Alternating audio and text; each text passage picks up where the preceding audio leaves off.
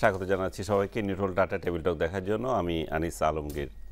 দর্শক, রাজনীতিতে অনেক কিছু ঘটতে যাচ্ছে। এখন সদ্য অনুষ্ঠিত হলো নারায়ণগঞ্জ সিটি কর্পোরেশন নির্বাচন, সামনে আছে কুমিল্লা সিটি কর্পোরেশন নির্বাচন, আগামীকাল অনুষ্ঠিত হতে যাচ্ছে প্রথমবারের মতো জেলা পরিষদের নির্বাচন। অন্যদিকে রাজনৈতিক নেতারা সবাই নিরপেক্ষ নির্বাচন কমিশন গঠনে উদ্গ্রীব হয়ে আছেন। বাংলাদেশের রাজনীতিটা এত ব্যাপক যে আর কোনো নিরপেক্ষ লোক অবশিষ্ট আছে বলে অনেকে মনে করেন না। এমন পরিস্থিতিতে নিরপেক্ষ লোক না হোক, অন্তত নিরপেক্ষ ভূমিকা পালন করা দৃঢ়চেতা লোককে দিয়ে কমিশন গঠন করা দরকার। এই সব নিয়ে কথা বলবো আজ। রাজনীতি এই সময়ের বা এই সময়ের রাজনীতি এই শিরোনামে অতিথি হিসাবে আছেন গর্ব বাংলাদেশের আহ্বায়ক প্রফেসর শাহেদা, আছেন আওয়ামী লীগ নেতা এবং ওয়েল গ্রুপের সিইও সৈয়দ নুরুল ইসলাম, এবং আমার বাঁ পাশে আছেন জাতীয় পার্টির চেয়ারম্যানের উপদেষ্টা অ্যাডভোকেট রেজাউল ইসলাম ভূঁইয়া। তিনজনকে স্বাগত জানাচ্ছি। রেজাউল ইসলাম ভূঁইয়া আমাদের সঙ্গে আজকে প্রথম যোগ দিলেন।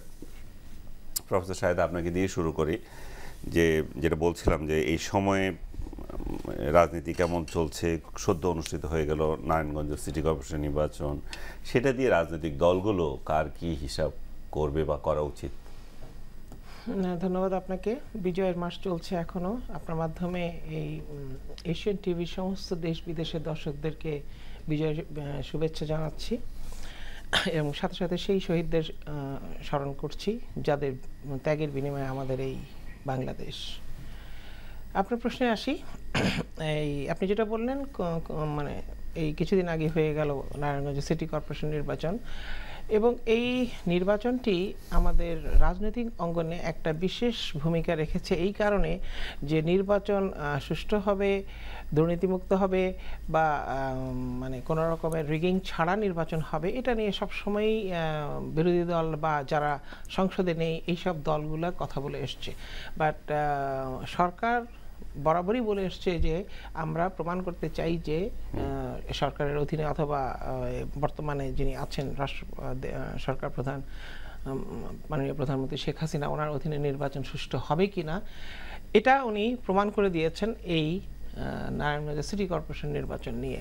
সবচেয়ে বড় শত্রুও বলতে পারবে না যে এই সিটি কর্পোরেশন নির্বাচনে কোনো রকমের কারচুপি, কোনো রকমের কোনো মানে কোনো অনিয়ম অথবা গণতন্ত্র বিরোধী কিছু হয়েছে এরকম কেউই বলতে পারবে না। এটা একটা একদম নিষ্কলুষ, একটা পরিষ্কার পরিচ্ছন্ন একটা নির্বাচন হয়েছে এবং অনেক চেষ্টা করেও যারা বিরোধী দল বলে দাবি করে তারা কিছু বের করতে পারেনি, কতগুলা মূল্যহীন কতগুলা বক্তব্য ছাড়া আর কিছু বের করতে পারেনি। সুতরাং আমরা মনে করি যে এটা একটা ভালো একটা দিক, বিকজ আমরা অনেক কিছু পেরিয়ে এসেছি। পেট্রোল বোমা, বোমাবাজি, মানুষ মারা, হরতাল, ধর্মঘট, অবরোধ, অনেক কিছু পেরিয়ে এসেছি। সুতরাং সেখানে এই নির্বাচনটি একটি মাইলফলক হিসেবে দেখা যায় এবং আমরা আশা করব যে আগামীতে যে কাউন্সিলর নির্বাচন আছে এবং আগামীতে আমাদের যে জাতীয় নির্বাচন হবে, সেই নির্বাচনগুলি এভাবেই যদি হয় তাহলে আমার মনে হয় যে দেশে যে গণতন্ত্র নিয়ে আমরা চিন্তা করি, আশা করি সেটা ভালোভাবে প্রতিষ্ঠিত হবে। আমি কথা বলবো আরো পরে। হ্যাঁ, ধন্যবাদ। আসলে ম্যাডামের সাথেই আমি সুর মিলিয়ে বলবো যে গত নির্বাচনটা আমাদের রাজনীতির জন্য একটা মাইল ফলক। কারণ এই নির্বাচনে অংশগ্রহণ, বিএনপির অংশগ্রহণ, নির্বাচনে বিএনপির পরাজয় পরবর্তী প্রতিক্রিয়া সব কিছু বিশ্লেষণ করলে আমার কাছে মনে হয় যেন আমাদের রাজনীতিটা গুণগত পরিবর্তন হচ্ছে। আগে যখন নির্বাচন হলেই ঢালাও একটা কথা বলে দিত, নির্বাচন হওয়ার সাথে হেরে যাওয়ার সাথে সাথেই কারচুপি নির্বাচন, সন্ত্রাস নির্বাচন, জালিয়াতির নির্বাচন। এইবারে নির্বাচনে ওনারা যদিও বা বলছেন যে এই নির্বাচন সত্যি সত্যি ফেয়ার হয়েছে কিনা সেটা আসলে আমরা বিশ্লেষণ করে দেখছি। এই শব্দটা কিন্তু আগে উচ্চারিত হয় নাই নির্বাচন পরবর্তী কোনো অ্যানালাইসিসে।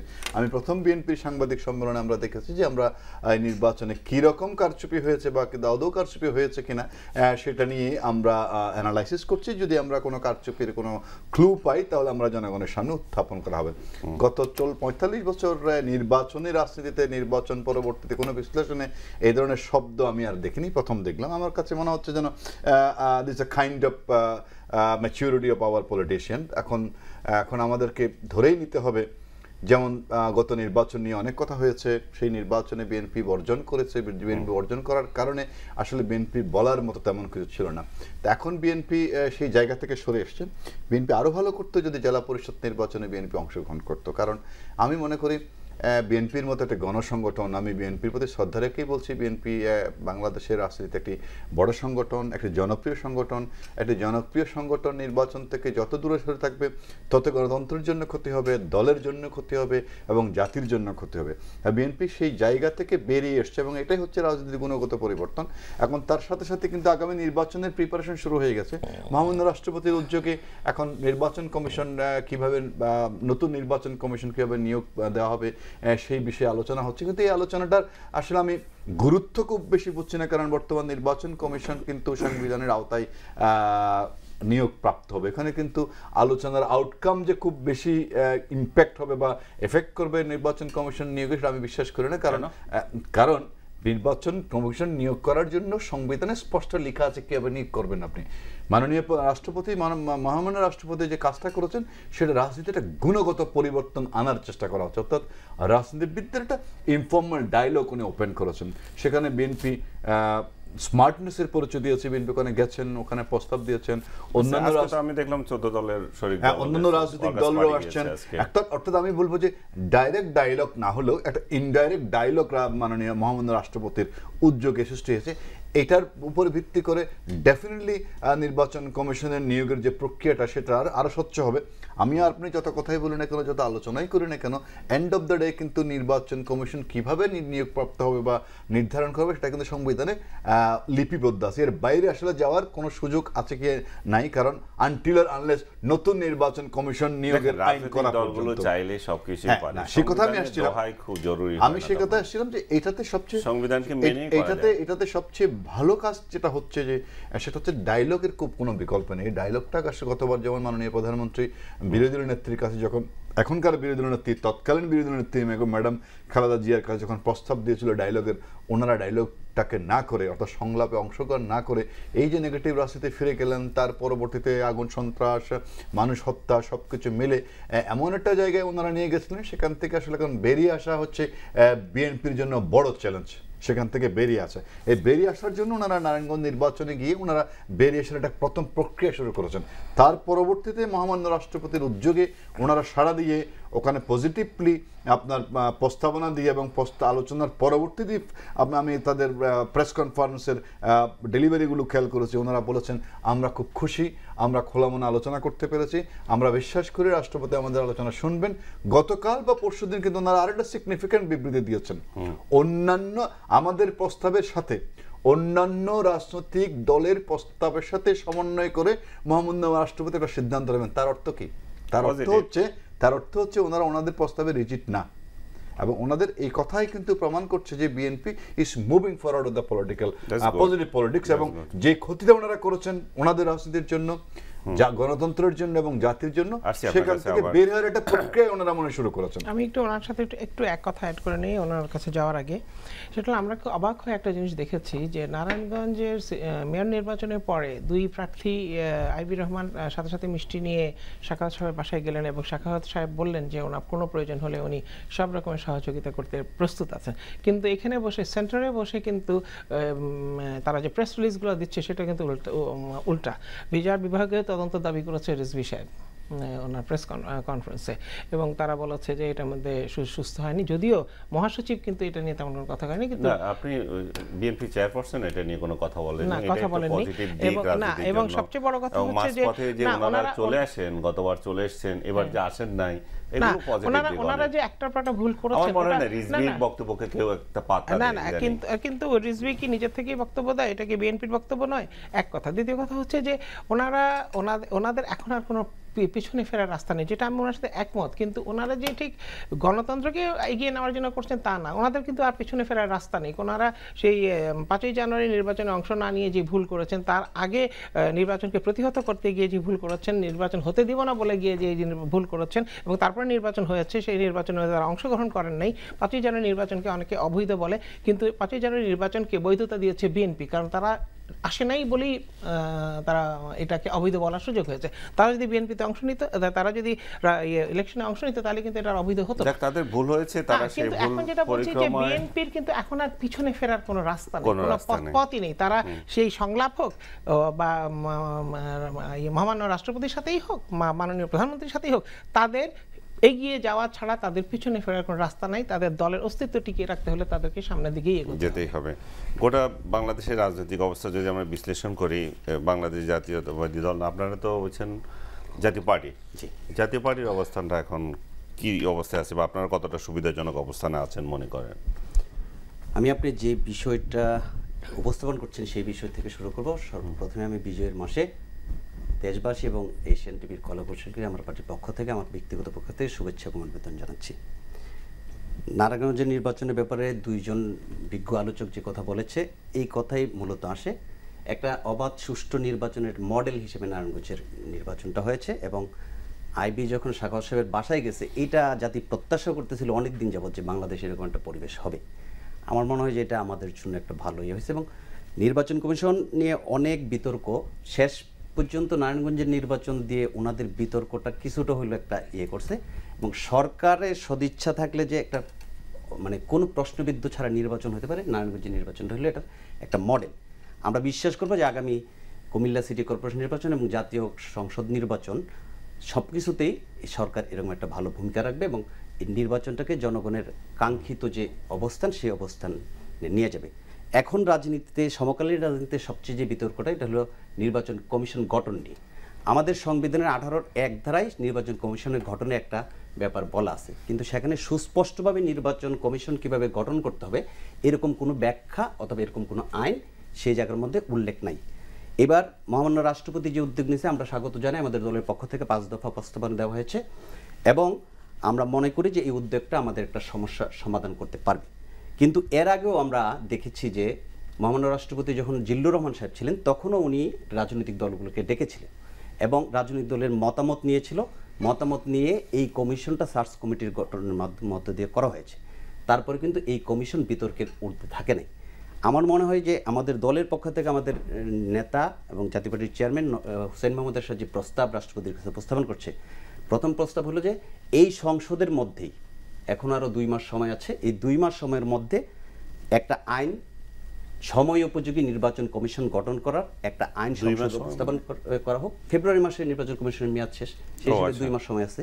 এই 2 মাসের মধ্যে একটা আইন উপস্থাপন করা হোক এবং উপস্থাপন করে আমরা যদি সাংবিধানিক কাঠামোর মধ্যে, যেটা ভাই বলেছিল যে সাংবিধানিক, কিন্তু সংবিধানের সুস্পষ্ট কোনো ব্যাখ্যা নেই।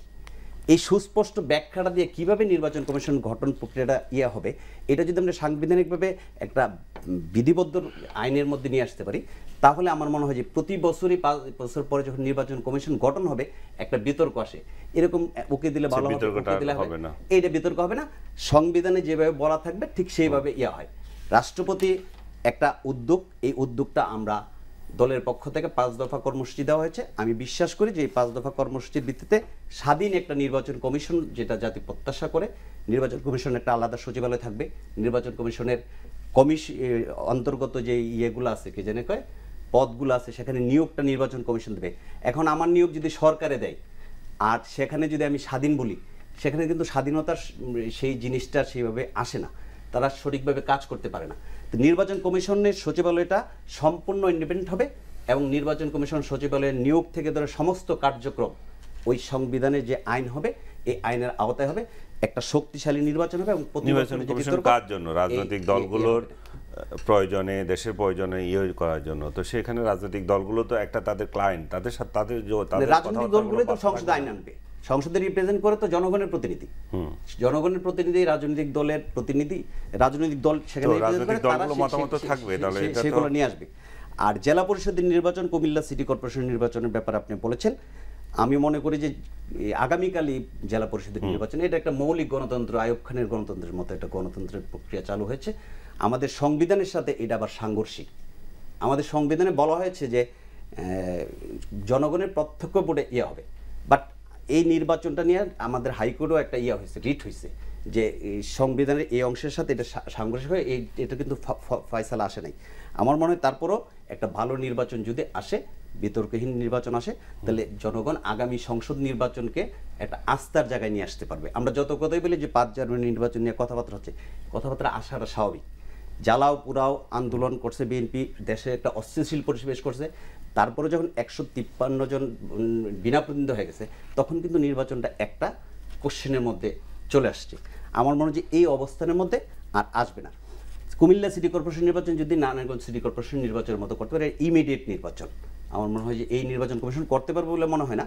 পরবর্তী নির্বাচন কমিশন করতে পারবে। আপনি তো বোধহয় জানেন, বোধহয় এটা ইয়ে থেকে হইতে একটা পারে। বাধা দেওয়া আছে, এটা আইনগত একটা জটিলতা তৈরি করা হয়েছে। স্থানীয়ভাবে মনে হয় একজন কেস করেছেন বাউন্ডারি বাউন্ডারি নিয়ে আসলে এই ধরনের স্থানীয় নির্বাচনগুলো, এই ধরনের ছোটখাটো বিষয়, স্থানীয় বিষয়গুলো সামনে আসে, এটাকে আমরা ধরে নিলাম নির্বাচন হবে। এই নির্বাচন যখন হবে, আমরা ধরে নিলাম নির্বাচন হবে, এবং এই নির্বাচনটাকে fair and clean and fair করার জন্য কি কি করণীয়, আসলে কি কি করণীয় সেটা আমাদের নারায়ণগঞ্জ নির্বাচন সেটা প্রমাণ করেছে। আসলে আগের নির্বাচন, নারায়ণগঞ্জ ইলেকশন কি প্রমাণ করেছে? নারায়ণগঞ্জ ইলেকশন তো নিরপেক্ষ দিয়েছে, কিন্তু ফলাফলের ব্যাপারে আপনারা, যদি আমি বলি যে আইভির নির্বাচন দিয়ে যদি আওয়ামী লীগ মনে করছে যে সারা দেশে তাদের এই জনপ্রিয়তা আছে, বা সেটা কি বিবেচনা করছেন আপনি? হ্যাঁ, আপনারা দেখেন নির্বাচনে জনপ্রিয়তা নাই কেন বলে আপনার প্রশ্ন হচ্ছে, আছে, আমি বলবো নাই কেন। একটা গণতান্ত্রিক সরকারের সবচেয়ে অ্যাচিভমেন্টগুলো কি? একটা সরকার যখন নির্বাচনের মাধ্যমে ক্ষমতা গ্রহণ করে, তখন তার কিছু এজেন্ডা থাকে। আওয়ামী লীগগত নির্বাচন এবং তার আগে নির্বাচনে আওয়ামী লীগের এজেন্ডাগুলো কি ছিল? আওয়ামী লীগের এজেন্ডাগুলো ছিল বাংলাদেশকে একটা উন্নত বাংলাদেশে নিয়ে যাবে, বঙ্গবন্ধু হত্যাকাণ্ডের বিচার করবে, যুদ্ধাপরাধীদের বিচার করবে, বাংলাদেশকে একটি অসাম্প্রদায়িক শিক্ষিত শিল্পোন্নত বাংলাদেশের দিকে নিয়ে যাবে। সেই এজেন্ডাগুলো বাংলাদেশ আওয়ামী লীগ কতটুক ফুলফিল করতে পেরেছে? আপনি যদি রাজনৈতিক এজেন্ডার কথা বলেন, আমাদের সবচেয়ে একজন রাজনৈতিক কর্মী হিসেবে, 75 পরবর্তী একজন রাজনৈতিক কর্মী হিসেবে আমার প্রাণের দাবি ছিল, সেটা হচ্ছে বঙ্গবন্ধু হত্যাকারীদের বিচার। সেই কাজটা আমরা মোটামুটি সাকসেসফুলি আওয়ামী লীগ করতে পেরেছে, অর্থাৎ আমার দাবি আওয়ামী লীগ পূরণ করতে পেরেছে। আমি প্রশ্নটা আপনাকে ঠিক ভালোভাবে বুঝাতে পারি না, আপনি মানে জনপ্রিয়তার প্রশ্নে আসছেন আপনি। আমি বলতে চাচ্ছি যে এই যে নির্বাচনটা ওইখানে হলো, সেটা আওয়ামী লীগের ঘরের একটা নির্বাচন, কারণ সেখানে আওয়ামী লীগের জনপ্রিয়তা আছে তারপরে আগে থেকেই। তারপর আপনার আইভি জনপ্রিয় একজন নেত্রী, তো সবগুলো যদি বিএনপি এমন একটা প্রার্থী দিয়েছে যাকে কেউ চেনে না, সে লাখের কাছাকাছি ভোট পেয়েছে। আমি জনপ্রিয়তার কথা বলছি। আমি যে কথা বলার চেষ্টা করছি সেটা হচ্ছে, নারায়ণগঞ্জ নির্বাচন ডেফিনেটলি আওয়ামী লীগের রাজনীতির জন্য একটা পজিটিভ ইন্ডিকেশন ওখানে আছে। ওখানে একটা ভোটের রাজনীতিতে শুধু একজন প্রার্থীকে দিয়ে কিন্তু জিতা যায় না, আবার মার্কাকে দিয়ে জিতা যায় না, দলকে দিয়ে। আওয়ামী লীগ সেই কাজটা স্মার্টলি করতে পেরেছে। অর্থাৎ আওয়ামী লীগ কিন্তু আওয়ামী লীগ কিন্তু আইবিকে নমিনেট করে নাই, কিন্তু আওয়ামী লীগের হাইকমান্ড রিসার্চ করে দেখেছে IB will be the best candidate, so that's what they did. তারপরে নির্বাচনে যেসব মেকানিজমগুলো করার দরকার, অর্থাৎ নির্বাচন প্রচার প্রচারণা করার জন্য দলকে যেভাবে সংগঠিত করে, যেখানে সেন্ট্রাল লিডাররা মন্ত্রী এবং এমপি হওয়ার কারণে যেতে পারে নাই, সেখানে সেকেন্ড লাইন অফ লিডারদেরকে আমরা ওখানে পাঠিয়ে এবং একটা সমন্বয় করে চমৎকার একটা নির্বাচনী ব্যবস্থাপনা বলে একটা কথা আছে, সেই কাজটা করতে পেরেছে। এখন আপনি যদি আমাকে প্রশ্ন করেন তার অর্থ এই বাংলাদেশে, সারা বাংলাদেশে আওয়ামী লীগের জনপ্রিয়তা কি নারায়ণগঞ্জের মতো আছে? আমি বলবো, আমি কনফিডেন্টলি বলছি, আই হোপ সো। কেন? ওই কেনর উত্তর আমি দিতে চাচ্ছিলাম। একটা সরকার যখন ক্ষমতায় আসে, নেক্সট বার যখন ক্ষমতায় যাওয়ার জন্য নির্বাচনে যায়, তখন তার অতীতে কি কর্মকাণ্ড ছিল, সেই তার ক্ষমতাকালীন সময়ে তার কমিটমেন্টগুলো, তার এজেন্ডাগুলো সে বাস্তবায়ন করতে পেরেছে কিনা, তার উপর ডিপেন্ড করে আগামী নির্বাচনে সে জিতবে কিনা। যে জন্য আমি বলছিলাম তার মূল এজেন্ডা ছিল আওয়ামী লীগের, বর্তমান আওয়ামী লীগের মূল এজেন্ডা ছিল যে বঙ্গবন্ধু হত্যাকাণ্ডের বিচার করবে, তারপর এজেন্ডা ছিল যুদ্ধাপরাধীদের বিচারের মুখোমুখি করবেন, সেটা করবে। তারপর এজেন্ডা ছিল বাংলাদেশকে একটি উন্নত, শিক্ষিত, ক্ষুধামুক্ত, দরিদ্রমুক্ত, অসাম্প্রদায়িক বাংলাদেশের দিকে নিয়ে যাবে। সেই কাজটা করতে পেরেছে কিনা, সেই জন্য আমি কুমিল্লাতে ফেয়ার ইলেকশন দিয়ে সরকার যাচাই করতে পারে কিনা তাদের জনপ্রিয়তা কতটা। আমার কথা হচ্ছে যে কুমিল্লা কিন্তু নারায়ণগঞ্জের মতো না, কুমিল্লা কিন্তু একটা বিএনপি ঘরানার এলাকা। আমি একটা জিনিস বুঝছি না, আপনি বারবার একটা কথা বলছেন, আওয়ামী লীগের ইচ্ছার উপর তো ফেয়ার ইলেকশন ডিপেন্ড করে না। ফেয়ার ইলেকশন অবশ্যই আওয়ামী লীগ সরকার আছে, তাদের ইচ্ছার উপর নির্ভর করে। আমি মনে করি যে তাদের ইচ্ছার উপর নির্ভর করে বলে এর আগের ইলেকশনগুলো তাহলে কি আপনি বলছেন যে অন্যান্য ইলেকশনগুলো ফেয়ার হয় না? যেখানে আপনি হয়নি, না আপনি খেলা, আরে ভাই সেই সুযোগটাই তো আপনি দেন না। আবনি মোহামেডানের খেলা হচ্ছে, মোহামেডান আসে নাই, সেখানে যে ভালো খেলা। কিছুক্ষণ আগে আপনি অভিযোগ তুলেছেন জেলা পরিষদ নির্বাচনে বিএনপি কেন আসলো না, তো এখানে ভোটার কারা? এখানে ভোটার হচ্ছে বিএনপির আছে, আপনার কমিশনার আছে, ইউনিয়ন পরিষদের চেয়ারম্যান সেই আছে। নির্বাচনগুলো কতটা ফেয়ার হয়েছিল, তাদের ভোটার কয়জন আছে? এখন কথা হচ্ছে যে পদ্ধতিতে ভোট হচ্ছে সেখানে তো তাদের ভোটারই নাই। আনিস ভাই, আমি একটা জিনিস বুঝছি না যে নির্বাচনের মাঠে আপনি অংশগ্রহণ না করে আপনি বলছেন ফেয়ার হয় নাই, নির্বাচনে হেরে যাওয়ার পর আপনি বলছেন ফেয়ার হয় নাই, তাহলে ফেয়ার হওয়ার অর্থ কি? আপনি জিতলেই না, আপনি কি জিতলেই না, মনে করেন আপনি জিতলেই ফেয়ার হবে, না হয় ফেয়ার হবে না? সেটা আমি মনে করছি না। আমি যে আমার কথা হচ্ছে যে আওয়ামী লীগ বর্তমান ক্ষমতায় আছে, আমরা আলোচনা অব্যাহত রাখবো, একটা বিরতি নিয়ে আসছি আপনার সাথে। এই বিরতি এই তর্ক শেষ হবে না মনে হচ্ছে, একটু টাইম নেবে। বিরতির পর ফিরে আসছি, দর্শক সঙ্গে থাকুন।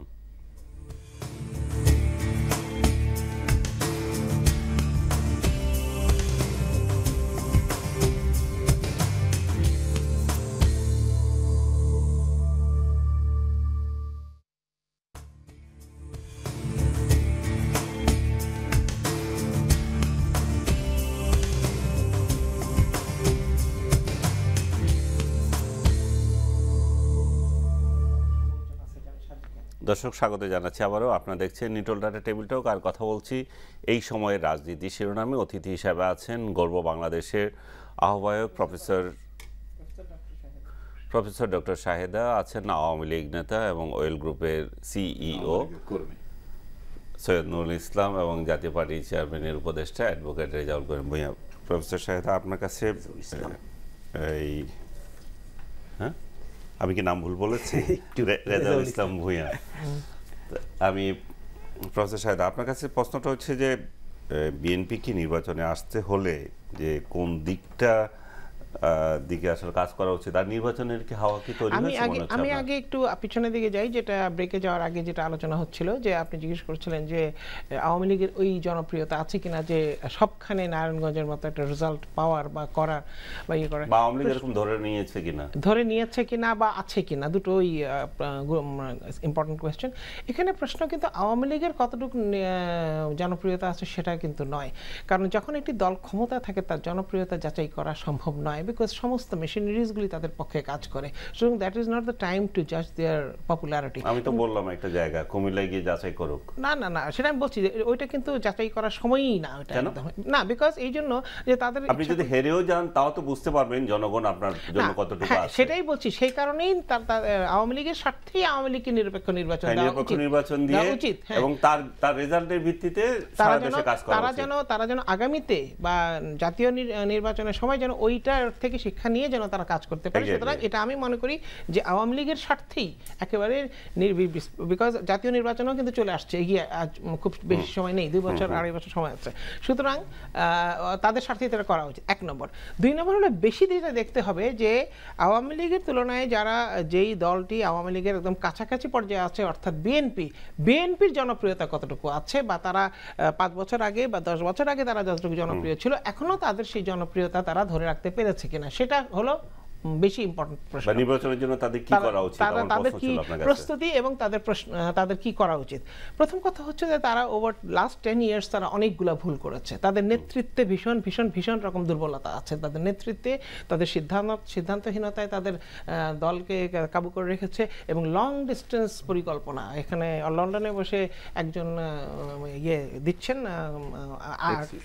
প্রেসক্রিপশন দিচ্ছেন, সেই প্রেসক্রিপশন এখানে বাস্তবায়ন হচ্ছে, কিছু হচ্ছে না, কিছু আবার ভুল বুঝে হচ্ছে। তো সেখানে লং ডিস্টেন্স রাজনীতি কখনো হয় না, কখনো চলে না। সুতরাং রাজনীতি যদি করতে হয় তাহলে জনগণের মাঝখানে এসে না, জনগণের মধ্যে থেকেই রাজনীতি করতে হবে। সুতরাং ওই আমি নিরাপদে থেকে লং ডিস্টেন্স প্রেসক্রিপশন দিব, সেটা হচ্ছে না। বর্তমানে যিনি চেয়ারপারসন আছেন বেগম খালেদা জিয়া, উনি ঠিক আগের মতো সেই মুভমেন্টও করতে পারেন না, সেই সিদ্ধান্তও নিতে পারেন না। She has to depend on somebody, so she is depending on the wrong kind of people around হার। আমরা যখনই দেখছি যে কোনো সিদ্ধান্ত আসছে, আমরা তাদের এই যে কিছুদিন আগে তাদের যে কেন্দ্রীয় কমিটি হলো, সেই কমিটিতেই আমরা দেখতে পাচ্ছি যে এখনো সেই কমিটি নিয়ে তাদের মানে পূর্ণাঙ্গ হয়নি, বিতর্ক এবং এই দল খামোশ হয়ে বসে আছে, ওই দল চুপ হয়ে বসে আছে, আরেক দল আন্দোলন করছে বা আভ্যন্তরীণভাবে তাদের কোন্দল চলছে। এইসব জিনিসগুলো নির্বাচনের আগে অবশ্যই তাদের নেতৃত্বকে এটা সামাল দিতে হবে। ভিতরে যদি থাকে, রোষ থাকে, ভিতরে যদি ক্ষোভ থাকে, তাহলে কখনোই একজন আরেকজনের জন্য কাজ করবে। ভিশন 2030 বা এরকম নামে একটা ভিশন, শুনেন, এরকম ইংরেজি কথা বাংলা কথা অনেক বলা যায়, এখনো দেয় নাই না, কিন্তু তাদের যেটা হচ্ছে যে get down to the grass root. তোমাদের টাই কোট স্যুট বা শিফন ছেড়ে গ্রাসরুটে যাও, দেখো যারা ঘর বাড়ি বিক্রি করে, যারা নিজের মায়ের কানের দুল বিক্রি করে রাজনীতি করছে, তারা কি ভাবছে, তারা কি চাইছে। এবং বিএনপি সবচেয়ে বড় দুর্বলতা ওটাই যে তারা গ্রাসরুটে যায় না, এবং ওই চেয়ারপারসনের আশেপাশে বিশ্বাস অবিশ্বাস নিয়েই উনি আছেন এবং এখনও সেটা নিয়ে আছেন। এবং আগামী নির্বাচনের জন্য ওনাকে প্রস্তুত হতে হয়, they have to be hard core politicians. তাদেরকে এইভাবে ওই সন্ধ্যাবেলা স্যুট কোট পরে একটু চেয়ারপারসনের অফিসে গেলাম আর ঘুরে চলে আসলাম। আপনারা যদি নির্বাচনে যাওয়ার আপনাদের প্রস্তুতি কেমন? আমরা, আপনি এর আগে আমাদের অবস্থানটা জানতে চাইছিলেন, ওইটা বলে আমি প্রস্তুতির ব্যাপারটা বলি। যে আমাদের সাংগঠনিকভাবে আমরা এই সময়টাকে কাজে লাগানোর জন্য একটা সুযোগ নিচ্ছি, কারণ হলো আমরা সরকারের অংশ না, কিন্তু নির্বাচন করে সংসদে থাকার কারণে আমাদের নেতাকর্মীদের নামে মামলা মোকদ্দমা যেটা নির্যাতনের পড়লে, এটা না থাকার কারণে আমরা একটু সংগঠন গোছানোর একটু সময় পাইছি এবং এটা কাজে লাগাইতে চাই। এই লক্ষ্যে আমাদের নেতা হোসেন মোহাম্মদ এরশাদ চেয়ারম্যান এবং মহাসচিব এবিএম রুহুল আমিন হাওলাদার আগামী 1 জানুয়ারি আমাদের 31তম প্রতিষ্ঠাবার্ষিকী উপলক্ষে সোহরাওয়ার্দী উদ্যানে মহাসমাবেশের আয়োজন করছে। আমরা এই মহাসমাবেশের মধ্য দিয়ে একটা বক্তব্য দিয়ে আগামী 2 বছরকে সামনে রেখে, নির্বাচনকে সামনে রেখে আমরা একটু মাঠে যেতে চাচ্ছি, যাতে জাতীয়তাবাদী যে ভোটটা আছে, যেটার একচিটিয়া প্ল্যাটফর্ম মনে করতো আগে বিএনপি, ওই ভোটটা এবং ইসলামী মূল্যবোধে বিশ্বাসী আমাদের দল, জাতীয়তাবাদ এবং ইসলামী মূল্যবোধের বিশ্বাসী দল, ওই ভোটটাকে যাতে আমরা কাস্ট করতে পারি এবং ওই ভোটটাকে যাতে আনতে পারি, আমাদের এই বক্তব্যটা, স্লোগানটা দেওয়া হবে। আপনি কি মনে করছেন যে জামাত আগামীতে ইলেকশন করবে না? জামাত তো নিবন্ধিত রাজনৈতিক দল হিসেবে এখন নির্বাচন কমিশনের মধ্যে নেই, কাজে জামাত নামে কোনো দল ইলেকশনে আসতে পারবে এটা তো আইনগতভাবে নিষিদ্ধ হয়ে গেছে। এটা আসবে না। ইসলামী মূল্যবোধের ভোট বলতে যে সবগুলো জামাতের ভোট, এটা আমি বিশ্বাস করি না। জামাত একটা মওদুদিবাদের বিশ্বাসী কনসেপ্টের ভোট, কিন্তু এর বাইরে অনেক সংগঠন আছে, সেই ভোটগুলো আসতে পারে। আমরা এটার লক্ষ্যে আমাদের দল থেকে কিছু কর্মসূচি অতীতে ঘোষণা করা হয়েছে। এখন নির্বাচন 1 তারিখে একটা বক্তব্য দেবে, যাতে আগামী 19-এর নির্বাচনে আমরা একটা ভালো অবস্থানে যেতে পারি, আমাদের করতে পারি।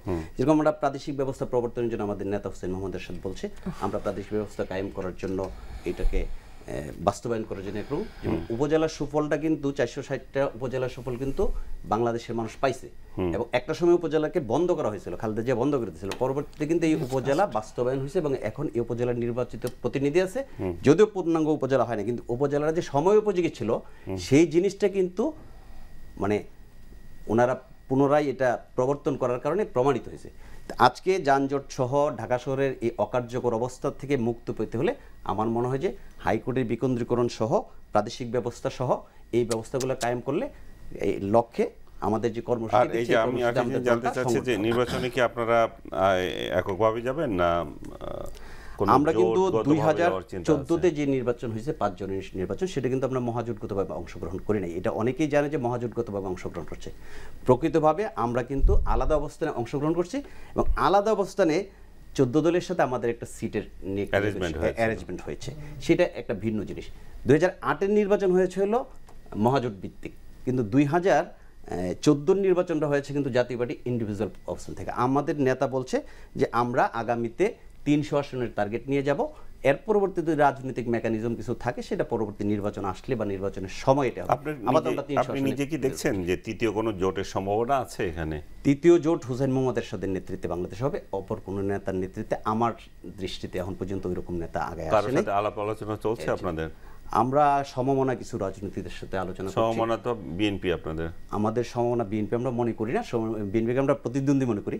তার বাইরের রাজনীতিক যেগুলো আছে তারা তো আছে, আসমর ভাই আছে, কামাল সাহেব আছে, আপা আছে, তারপরে আমি আপনার একটা কথায় একটু দ্বিমত করতে চাই। আমি একটু সৈয়দুল ইসলামের কাছে যেতে হচ্ছে, চরমনের পিসাব আছে, আমরা এই রাজনৈতিক দলগুলোর সাথে আমি সৈয়দুল ইসলাম আপনার কাছে যেতে চাচ্ছি যে মানে আপনাদের নেতারা বলছেন যে যদি দ্বন্দ্বহীন ইলেকশন হয় এবং সেখানে আপনাদের জয়ের সম্ভাবনা 80 ভাগ, এটা আসলে কতটা তাৎপর্যপূর্ণ? আমি 80 ভাগ 70 ভাগ সেটা আমি জানি না কে বলেছেন, আমি কনফিডেন্টলি বলতে পারছি যে একটা ভালো মার্জিনে আওয়ামী লীগ আগামীবার ক্ষমতায় যাওয়া উচিত। কারণ গত 5 বছরের মধ্যে 3 বছর সাকসেসফুলি, কারণ আমি যে বারবার একটা কথা বলি, সরকারি দলে যখন থাকে কোনো দল, সরকার যখন পরিচালনা করে তখন দেখতে হচ্ছে তার পলিটিক্যাল অ্যান্ড ইকোনমিক অ্যাচিভমেন্টগুলো কি।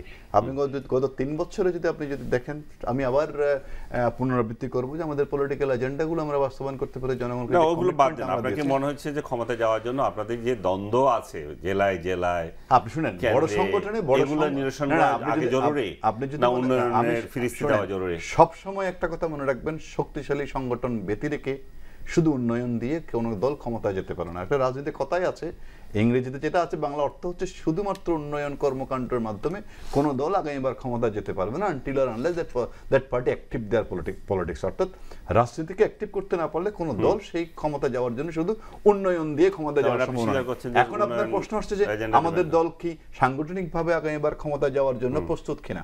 আমি বলবো বাংলাদেশের ইতিহাসে কত 75-এর পরবর্তী বাংলাদেশ আওয়ামী লীগের ইতিহাস যদি দেখেন, সাংগঠনিক ইতিহাসগুলো দেখেন, এর চেয়ে ভালো অবস্থানে আওয়ামী লীগ কখনো ছিল না, এর চেয়ে ভালো অবস্থানে। কারণ আপনি গত 10টা বছর আওয়ামী লীগ সাংগঠনিকভাবে দেখেন, বাংলাদেশে কিন্তু আওয়ামী লীগের বলতে গেলে প্রায় 85% ডিস্ট্রিক্ট লেভেলের কমিটি করা আছে।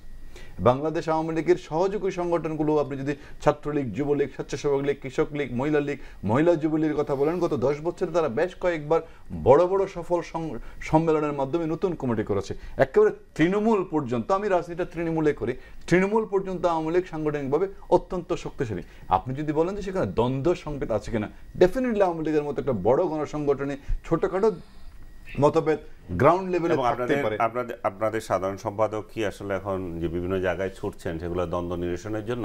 আরেকটা বিষয় হচ্ছে যে অতি সম্প্রতি আমরা দেখলাম মাহমুদুর রহমান মান্না যখন মুক্তি পেলেন, ওনাকে দেখার জন্য আপনাদের সাধারণ সম্পাদক গিয়েছেন, যেটা অনেকেই রাজনীতিতে অনেক প্রশংসা করছে। এগুলো কি রাজনীতির নতুন মেরুকরণের কোন সম্ভাবনা কি না? এটা দ্য রিফ্লেকশন অফ আওয়ামী রাজনীতির কালচার। এটা সবগুলো নিয়ে, এটা হচ্ছে রিফ্লেকশন অফ আওয়ামী রাজনীতির কালচার। কাদের ভাই মান্না ভাইয়ের কাছে যাবেন না তো কার কাছে যাবেন? আসছি আপনার কাছে, আরো কিছু প্রশ্ন রয়ে গেছে, হয়তো বিব্রতকর হতে পারে আপনার জন্য। দর্শক, আবার একটি বিরতি নিচ্ছি, সঙ্গেই থাকুন।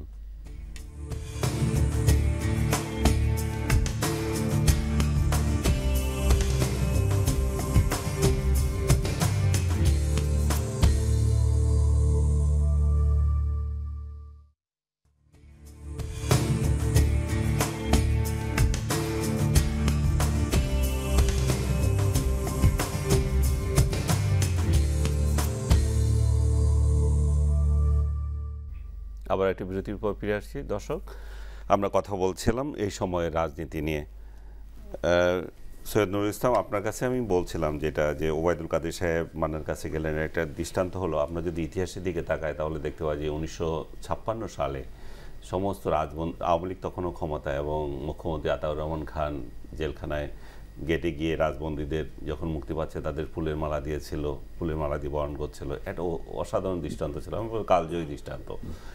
এখন আপনাদের নেতা এই ধরনের বিরুদ্ধ স্রোতের লোকদের কাছে গিয়ে কি ওরকম কালজয়ী কিছু সৃষ্টি করতে চাচ্ছেন? দেখেন, আমি যেটা বলছেন মেরুকরণ কিছু হতে না, আমি এটাকে মেরুকরণের বিষয় বলে ভাবি মনে। কারণ কাদের ভাই মান্না সাহেবের কাছে, মান্না সাহেবকে দেখতে গেছেন জেল থেকে বেরিয়ে, এইটা খুব বড় কোনো ঘটনা বলে আমি মনে করি না। কাদের ভাই মান্না ভাই কি বড় কোনো ঘটনা কিনা যে মাহমুদুর রহমান মান্না, তারপরে আমার দেশের যে মাহমুদুর রহমান, তারপরে শফিক রেহমান, যাদেরকে এই সরকার বিভিন্ন অভিযোগে গ্রেপ্তার করলো এবং সরকার একটু বিরুদ্ধভাজন মনে করতো, তাদের সবাই একে একে মুক্তি পাচ্ছে, এবং কিছু পলাতক সম্পাদকও বাইরে চলে গেছিল, তারাও আবার চলে এসছেন। না, এখন ওনারা কি আইনি প্রক্রিয়ার মাধ্যমে বের হয়েছেন নাকি বেআইনি প্রক্রিয়ার মাধ্যমে বের হয়েছেন? মাহমুদুর রহমান সাহেবের কথা বলছেন, উনি কি আইনের প্রক্রিয়াগুলোকে সম্পন্ন করে বের হয়েছেন?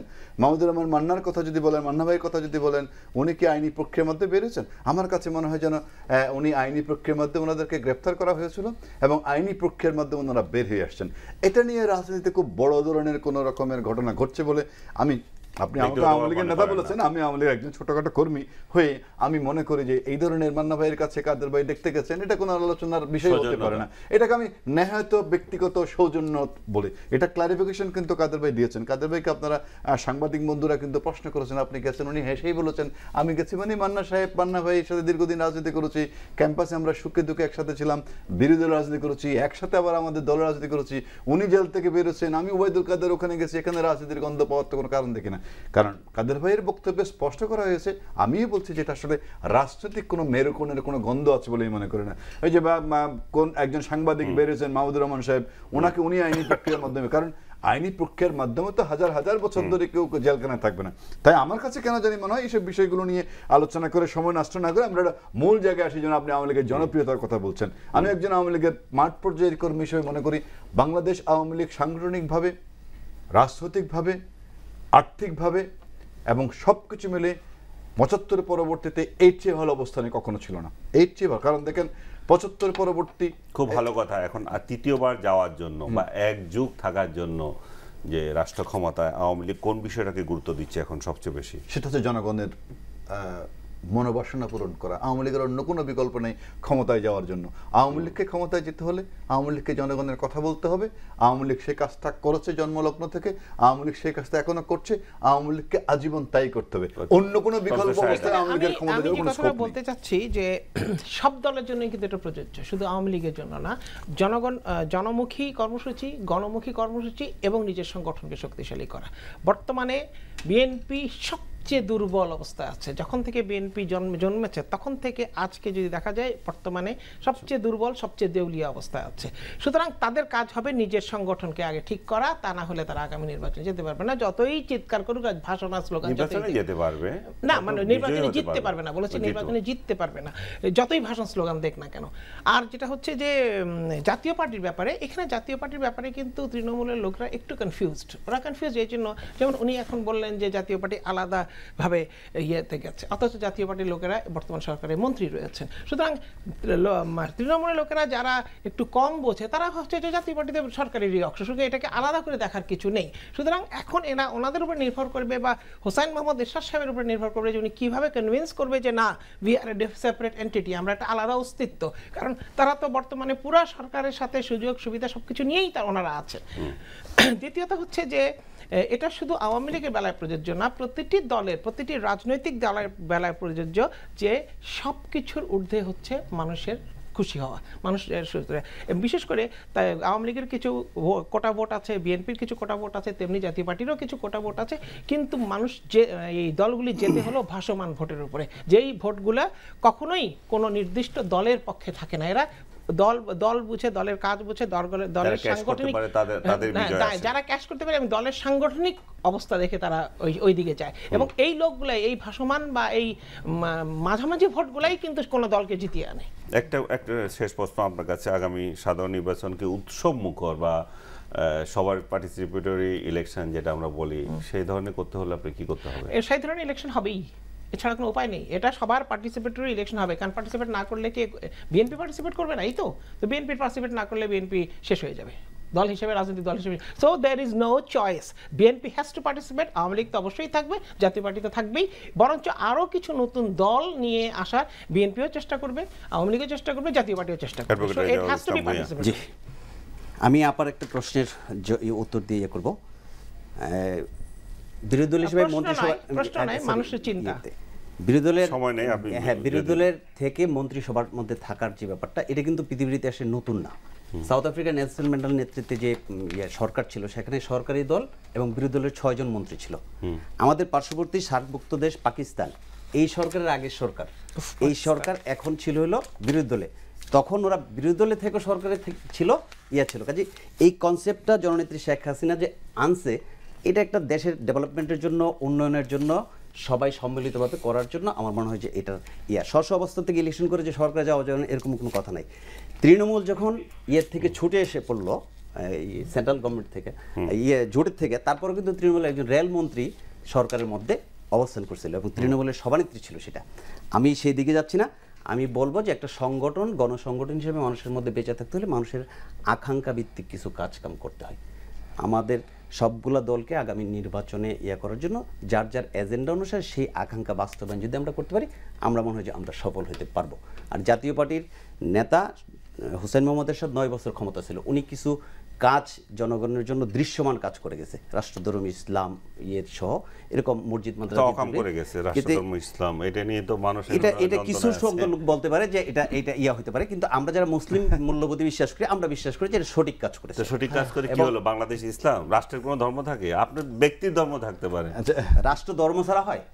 রাষ্ট্র ধর্ম ছাড়া আমি হবে না বিশ্বাস কেন? করি রাষ্ট্রের ধর্ম থাকবে। তো ইসলাম বলে গেছে, নবীজি বলে গেছে রাষ্ট্রকে ধর্ম গ্রহণ করতে হবে না পাবলিককে গ্রহণ করতে হবে? নবীজি শেষ ছিল মদিনা সনদ, সেখানে কি ধর্মকে বাদ দিয়ে রাখা হয়েছিল? ধর্ম তো বাদ দেয় নাই, না, ধর্ম আপনি তো যদি আপনি নবীজির পালন কথা বলেন করবেন। তাহলে মদিনা সনদের বাইরে যেতে হবে। বাইরে চলে যাচ্ছে। আমরা ট্র্যাকের বাইরে চলে মধ্যে যাচ্ছি। যেতে হবে। ট্র্যাকের বাইরে চলে আমার মনে হয় যে এখন আমরা আমাদের কার্যক্রম যদি নিয়ে যদি সময় থাকে- আমরা এগিয়ে যাই তাহলে সব দলীয় হবে। আওয়ামী লীগের জনপ্রিয়তা, বিএনপির জনপ্রিয়তা আগামী সংসদ নির্বাচনে এটা প্রমাণিত হয়ে যাবে কে জনগণের আস্থা অর্জন করতে পারছে।